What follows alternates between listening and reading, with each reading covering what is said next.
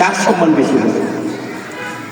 জোরে কথা বলবা। আখিরাতে সম্মান বেশি হবে ওই ব্যক্তির যার আমল ভালো হবে, ঠিক না? যার জীবনের যত ভালো আমল নিয়ে যেতে পারবে আখিরাতে তার তত বেশি দাম হবে।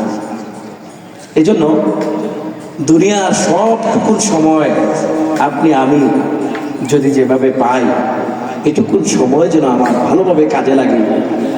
যদি কাজে লাগাতে পারি, আমার জীবনটা হয়ে যাবে একটা কল্যাণময় এবং আমার জীবনটা হয়ে যাবে একটা জান্নাতি জীবন। এই জন্য আমাদের জীবনটাকে কাজে লাগাতে হবে প্রিয় ভাইরা। এই জীবন যে বেশি পরিশ্রম করে আল্লাহর রেজামন্দি হাসিল করতে পারবে সেই আল্লাহ পাকের দরবারে সম্মানিত হবে। প্রিয় ভাইরা আমার, রব্বুল আলামিন সূরাতুল মুলুকের ভিতরে বলেন, الذي خلق الموت والحياة ليبلوكم أيكم أحسن عملا وهو العزيز الغفور চিল্লায় বলুন আল্লাহু আকবার। আল্লাহ রাব্বুল আলামিন তিনি স্রষ্টা, যিনি সৃষ্টি করলেন, যিনি সৃষ্টি করলেন মৃত্যু এবং জীবন। তিনি মৃত্যু এবং জীবন সৃষ্টি করেছেন কেবলমাত্র শুধুমাত্র লিয়াবলুয়াকুম, পরীক্ষা করার জন্য তোমাদেরকে। আইয়ুকুম, তোমাদের মধ্যে কে আহসানু আমালা, ভালো আমল করে। আমার ভাইরা, যে ভালো আমল করে, কে কত বেশি ভালো আমল করতে পারে আল্লাহ পাক সেজন্য জীবন মৃত্যু সৃষ্টি করেছেন। একটা সময় আমাদের কিছুই ছিল না, আমরা ছিলাম না, আমাদের কোনো এক্সিস্টেন্স ছিল না, আমাদের কোনো অস্তিত্ব ছিল না, আমরা কিছুই ছিলাম না। যে পানি মায়ের রেহেমের ভিতরে ঢুকলো, ওই পানির কোনো দাম ছিল না। বেদামা যে পানি কাপড়ে লাগলে কাপড়টা অপবিত্র হয়ে যায়, শরীর থেকে বের হলে ওই শরীর গোসল করা ফরজ হয়ে যায়।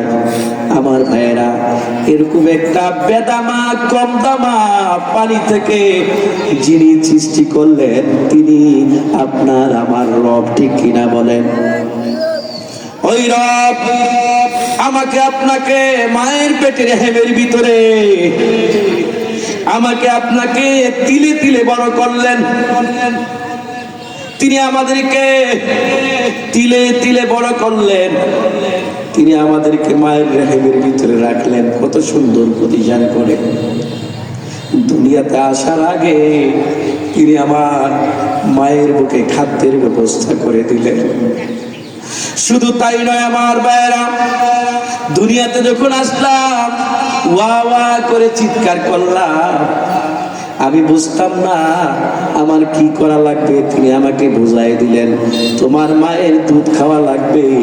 দুধ খাওয়ায়া, যিনি দুধের ভিতরে সমস্ত ধরনের ভিটামিন, সমস্ত ধরনের আমিষ, খনিজ, যত প্রকারের জিনিস লাগলে থাকলে পরে জীবনটা সুস্থ থাকবে, ওইভাবে সুস্থ রেখে রেখে আমাকে বড় করলেন। আমার আল্লাহ বলেন, ওয়া ইন তাউদ্দু নি'মাতাল্লাহি লা তুহসুহা। বান্দা, কত নিয়ামত দিয়ে আমি তোমাকে ডুবাই রেখেছি, তুমি আমার নিয়ামত গুলো গুনে গুনে শেষ করতে পারবা না। সুতরাং বান্দা, আমি যে তোমাকে এত কিছু করলাম, শুধু তাই নয়, তোমাকে একটা সুঠামদের অধিকারী বানালাম। আল্লাহ রাব্বুল আলামিন সূরা 3-এর প্রায় 4 জায়গায় কসম করে বলেন, লাকাদ খালাকনাল ইনসানা ফি আহসানি তাকওয়িম। আমি তোমাকে সুন্দর অবাক কাঠামো দিয়া তৈরি করেছি, সুন্দর করে তৈরি করলাম। শুধু তাই নয় বান্দা, কত মানুষকে আমি বিবেক দেই না, পাগল বানায়া দেই, সে কিছুই বুঝতে পারে না। আমি তোমার এই বিবেক নামক, জ্ঞান নামক সেই দামি জিনিসটাও দিলাম। কিন্তু রে বান্দা, তোমার কাছে আমার একটাই চাওয়া বান্দা, একটাই চাওয়া, ওমা খালাকতুল জিন্না ওয়াল ইনসা ইল্লা লিয়াবুদুন। চিল্লায় বলুন আল্লাহু আকবার। বান্দা, আমি জিন এবং মানুষের কাছে আমার ইবাদত চাই। আমার ভাইরা, ইবাদত হলো এমন একটা জিনিস যেটা রাসূলের সুন্নাহ অনুযায়ী হয়, আল্লাহর বিধান অনুযায়ী হয়। যে যার ঈমান থাকবে আর ওই কাজটা রাসূলের আল্লাহর বিধান অনুযায়ী হবে, রাসূলের সুন্নাহ অনুযায়ী হবে, তার সবগুলো কাজ ইবাদতে পরিগণিত হবে। ঠিক কিনা বলে? কিন্তু যার এই কাজগুলো আল্লাহর বিধান অনুযায়ী হবে না, রাসূলের সুন্নাহ অনুযায়ী হবে না, তার কাজগুলোতে ইবাদত হবে না, বরং হবে তাগুতের, হবে তাগুতের। আমার ভাইরা, যার কাজগুলো শয়তানের, যার কাজগুলো তাগুতের, আমার ভাইরা, কুরআন বলে সে বিনা দ্বিধায় জাহান্নামে চলে যাবে। চিল্লায়া বলেন নাউযুবিল্লাহ।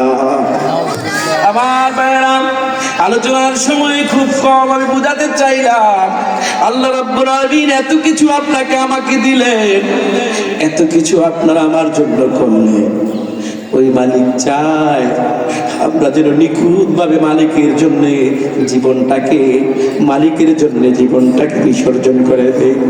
মালিক যেভাবে বলছে ফজরের নামাজ পড়তে ওইভাবেই পড়া লাগবে, মালিক যেভাবে বলছে জোহরের নামাজ পড়তে ওইভাবেই পড়া লাগবে, মালিক যেভাবে বলছে কৃষি কাজে গিয়ে কিভাবে কৃষি কাজ শুরু করবে ওইভাবেই করা লাগবে, ডাক্তার ডাক্তারি করবে ইসলাম অনুযায়ী, আল্লাহর বিধান অনুযায়ী, রাসূলের সুন্নাহ অনুযায়ী, ব্যবসায়িক ব্যবসা করবে রাসূল আল্লাহর বিধান অনুযায়ী, রাসূলের সুন্নাহ অনুযায়ী, একজন কৃষক তার কাজ করবে আল্লাহর বিধান অনুযায়ী, রাসূলের সুন্নাহ অনুযায়ী। এমনি করে আমার ভাইরা, একজন চাকরিরত অফিসার কাজ করবে আল্লাহর বিধান অনুযায়ী, রাসূলের সুন্নাহ অনুযায়ী। এমনি করে যত কাজ করতে থাকবে, যত কাজ করতে থাকবে, একজন আল্লাহর জাকিরিন শাকিরিন বান্দা আল্লাহর বিধান অনুযায়ী জিকির আজকার করবে, আল্লাহর শুকর করবে। এমনি করে যারা কাজ করবে, তার ফজর থেকে শুরু হয়ে এবারে যতক্ষণ পর্যন্ত ঘুমাবে না, তার ঘুমটা সহ যিনি ইবাদতে পরিগণিত করে দিবেন তিনি কে? আওয়াজ করে বলুন তিনি কে? আমার সাথে বলুন আল্লাহ। আরেকবার বলুন আল্লাহ। আমার বাইরে আল্লাহু আকবার। আল্লাহ, এই নামগুলো যার কাছে ভালো লাগবে মনে রাখবেন মালিক তাকে ভালোবাসে। যার কাছে কোরআনের কথা ভালো লাগে না, হাদিসের কথা ভালো লাগে না, নবীজির সুন্নাহর কথা ভালো লাগে না, নবীজির সিরাতের কথা ভালো লাগে না, আমার ভাইয়েরা লোকটাকে ধরে নিবে, তাকে শয়তানের আসর করে ফেলেছে। ঠিক কিনা বলেন? এজন্য কোরআনের কথাগুলো বললে যার হৃদয়ে দাগ কাটবে, অন্তর কেঁপে উঠবে। আমার ভাইয়েরা, আল্লাহ রাব্বুল আলামিন বলেন কোরআনের কথাগুলো শুনলে, কোরআনের ভার্সেস গুলো তেলাওয়াত করলে যার হৃদয় কেঁপে ওঠে, আল্লাহ তার ঈমান বাড়ায়া দেয়। চিল্লায়া বলেন আল্লাহু আকবার। আমার ভাইয়েরা, আলোচনা শেষ করে দিচ্ছি। আমার ভাই বসে আছেন, আলোচনা করবেন, কিন্তু আমার ভাই আল্লাহ বললেন আল্লাযী খালাকাল মাউতা ওয়াল হায়াতা লিয়াবলুয়াকুম আইয়ুকুম আহসানু আমালা।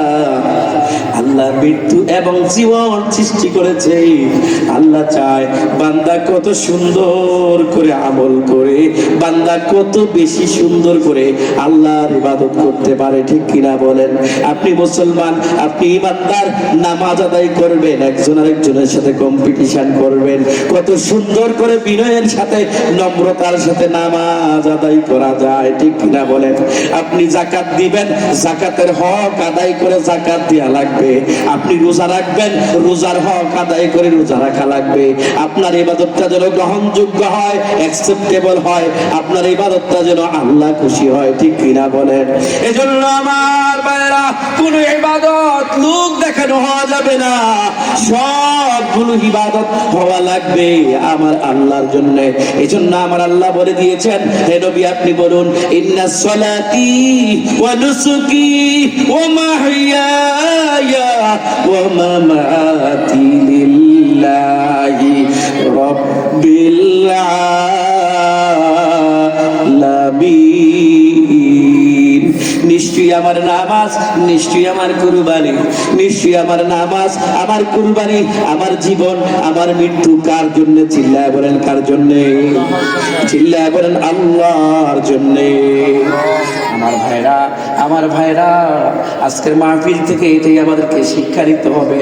আমার সবগুলো কাজ যেন সুন্দর হয়, আমার কাজগুলো যেন আল্লাহ পছন্দ করে, দুনিয়ার কাউকে দেখাবার জন্য নয়, দুনিয়ার কাউকে সন্তুষ্টি করার জন্য নয়, আমার মালিককে সন্তুষ্টি করার জন্য আমাকে কাজ করা লাগবে।